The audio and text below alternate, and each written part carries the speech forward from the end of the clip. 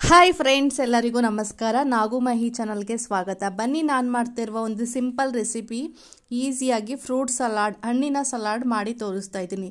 ಇದನ್ನು ಮಕ್ಕಳವರಿಗೂ ದೊಡ್ಡವರಿಗೂ ಎಲ್ಲರಿಗೂ ತುಂಬ ಇಷ್ಟವಾದ ರೆಸಿಪಿ. ಹಣ್ಣುಗಳನ್ನು ಒಂದೇ ಸಾರಿ ಎಲ್ಲವನ್ನು ತಿನ್ನೋಕ್ಕಾಗಲ್ಲ. ಈ ರೀತಿ ಮಿಕ್ಸ್ ಫ್ರೂಟ್ ಸಲಾಡ್ ಮಾಡಿಕೊಡಿ, ತುಂಬಾ ಇಷ್ಟಪಟ್ಟು ತಿಂತಾರೆ. ಈ ಸಮ್ಮರಿಗಂತೂ ಹೇಳಿ ಮಾಡಿದ ರೆಸಿಪಿ.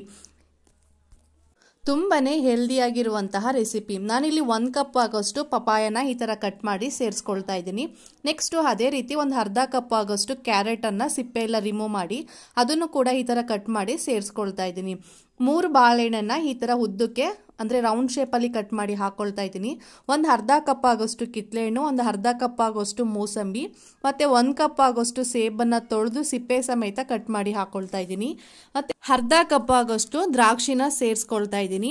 ಮತ್ತು 1 ಕಪ್ ಆಗೋಷ್ಟು ನಾನಿವಾಗ ದಾಳಿಂಬೆನ ಹಾಕ್ಕೊಳ್ತಾ ಇದ್ದೀನಿ. ನಿಮಗೆ ಯಾವ ಫ್ರೂಟ್ಸ್ ಇಷ್ಟ ಆಗುತ್ತೋ ಆ ಫ್ರೂಟ್ಸನ್ನು ಕಟ್ ಮಾಡಿ ಹಾಕ್ಕೊಳ್ಳಿ. ಇದೇ ಫ್ರೂಟ್ಸ್ ಹಾಕೋಬೇಕು ಅಂತ ಏನಿಲ್ಲ. ನೆಕ್ಸ್ಟ್ ಇವಾಗ ನಾನು ಸೀಡ್ಸನ್ನು ಹಾಕ್ಕೊಳ್ತಾ ಇದ್ದೀನಿ. ತುಂಬಾ ಹೆಲ್ದಿ ಆಗಿರುವಂತಹ ರೆಸಿಪಿ. ನಾನಿಲ್ಲಿ 1 ಸ್ಪೂನ್ ಆಗುವಷ್ಟು ಬ್ಲ್ಯಾಕ್ ಪೆಪ್ಪರನ್ನು ಸೇರಿಸ್ಕೊಳ್ತಾ ಇದ್ದೀನಿ. ಮತ್ತು ಅರ್ಧ ಸ್ಪೂನ್ ಆಗುವಷ್ಟು ನಾನು ಇವಾಗ ಕಾಳು ಮೆಣಸನ್ನು ಸ್ವಲ್ಪ ಕ್ರಷ್ ಮಾಡಿ ಅದನ್ನು ಕೂಡ ಹಾಕ್ಕೊಳ್ತಾ ಇದ್ದೀನಿ. ಇವಾಗ 1 ಟೇಬಲ್ ಸ್ಪೂನ್ ಆಗುವಷ್ಟು ಕುಂಬಳಕಾಯಿ ಬೀಜ ಅಂದರೆ ಪಂಪ್ಕಿನ್ ಸೀಡ್ಸನ್ನು ಹಾಕ್ಕೊಳ್ತಾ ಇದ್ದೀನಿ. ಮತ್ತು 1 ಟೇಬಲ್ ಸ್ಪೂನ್ ಆಗೋಷ್ಟು ಸೂರ್ಯಕಾಂತಿ ಬೀಜನ ಹಾಕ್ಕೊಳ್ತಾ ಇದ್ದೀನಿ, ಅಂದರೆ ಸನ್ಫ್ಲವರ್ ಸೀಡ್ಸ್. ಮತ್ತು 1 ಟೇಬಲ್ ಸ್ಪೂನ್ ಆಗೋಷ್ಟು ವಾಟರ್ ಮಿಲನ್ ಸೀಡ್ಸನ್ನು ಹಾಕ್ಕೊಳ್ತಾ ಇದ್ದೀನಿ, ಕಲ್ಲಂಗಡಿ ಬೀಜ. ಮತ್ತು 1 ಟೇಬಲ್ ಸ್ಪೂನ್ ಆಗೋಷ್ಟು ಚಿಯಾ ಸೀಡ್ಸ್, ಜಿಯಾನ ಹಾಕ್ಕೊಳ್ತಾ ಇದ್ದೀನಿ. ಮತ್ತು 1 ಟೇಬಲ್ ಸ್ಪೂನ್ ಆಗೋಷ್ಟು ಅಗಸೆ ಬೀಜನ ಹಾಕ್ಕೊಳ್ತಾ ಇದ್ದೀನಿ.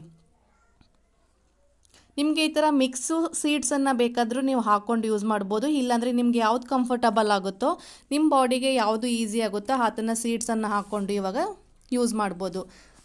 ಇದನ್ನೆಲ್ಲ ಹಾಕ್ಕೊಂಡಾದ್ಮೇಲೆ ಒಂದ್ಸಲಿ ಚೆನ್ನಾಗಿ ಮಿಕ್ಸ್ ಮಾಡ್ಕೊಳ್ತಾ ಇದ್ದೀನಿ. ಸೀಡ್ಸು ಮತ್ತು ಮೆಣಸು, ಉಪ್ಪು ಎಲ್ಲದಕ್ಕೂ ಇದು ಹಣ್ಣುಗಳಿಗೆಲ್ಲ ಚೆನ್ನಾಗಿ ಹಿಡಿಬೇಕು. ಅದಕ್ಕೋಸ್ಕರ ಈ ಥರ ಒಂದ್ಸಲಿ ಚೆನ್ನಾಗಿ ಮಿಕ್ಸ್ ಮಾಡ್ಕೊಳ್ತಾ ಇದ್ದೀನಿ.